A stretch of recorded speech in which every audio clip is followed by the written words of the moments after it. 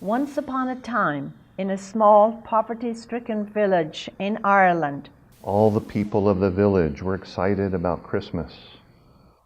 The minister of the local church, together with some church members, devoted time, effort, and loving attention to decorating the church and preparing for the Christmas celebration.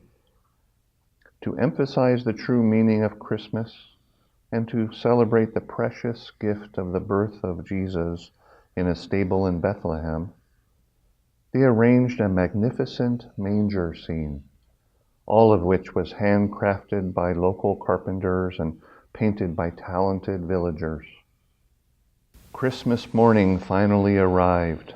The sun was breaking through the thick fog of the early morning. As the minister checked once more to be sure that everything was ready for the great celebration in the church, he discovered that the baby Jesus was missing from the manger. News rapidly spread throughout the village.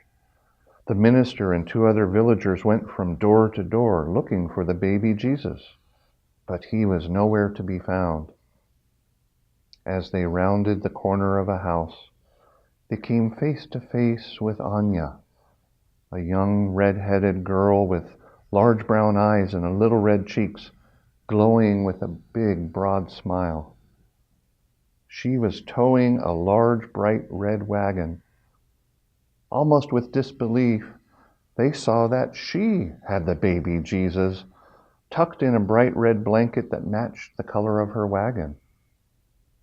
Almost indignant and irritated with the child, the minister asked her why she had taken the baby Jesus. "You see," the little girl replied, "I prayed and prayed each night for this wagon, and I promised Jesus that he would be the first to get a ride if Santa brought it to me. When I woke up this morning, it was right by the Christmas tree, so I am keeping my promise." Anya was undaunted by the looks on the adult faces. "You know," she continued, "baby Jesus has been locked up in the church, and I wanted to bring him out so all the people could see him." Anya's simple act and response echoes a deeper wisdom of the heart.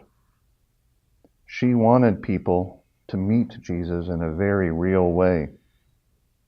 While she was probably too young to understand the implication of the words of Jesus in Matthew's Gospel, "Insofar as you did this to one of the least of these brothers and sisters of mine, you did it to me," Anya did know what it meant to keep a promise to Jesus and to not simply confine baby Jesus to the church building.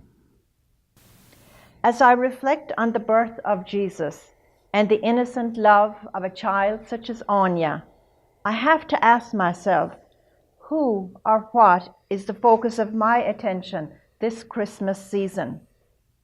In what ways do I confine Jesus to my worldview? Would my actions reflect that I see and treasure Jesus in the members of my family, my friends, my neighbors, a small child, an elderly man or woman? How do I see Jesus in people who are poor, disadvantaged, or homeless? How do I treasure Jesus in the face of those who are victims of abuse and human trafficking in our community? Do I wholeheartedly offer gracious hospitality to those whose faith, values, ethnicity, or cultures differ from mine?